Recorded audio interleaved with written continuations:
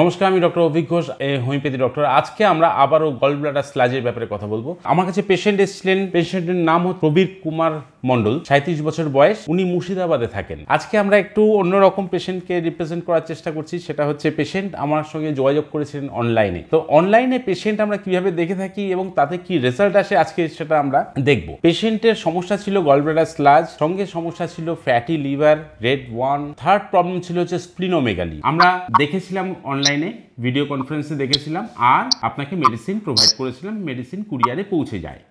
কুরিয়ারের মাধ্যমে পৌঁছে যায়। হ্যাঁ, খেতে সমস্যা হয়নি ওষুধ? না, ওগুলো কোনো আচ্ছা, আমাদের এখান থেকে কোনো সমস্যা ওষুধ ঠিকঠাক বুঝিয়ে দেওয়া হয়েছিল? বুঝিয়ে দেওয়া হয়েছিল। আচ্ছা, প্রতি মাসে আমি একবার করে কিন্তু আপনাকে দেখি অনলাইনে। সমস্যা আগে পেট ফাঁপা ছিল, জ্বালা ছিল পেটে, সেই সবগুলো কি সমস্যা? এখন কি অবস্থা? আছে এখনো, তাহলে অনেকটা কমে গেছে।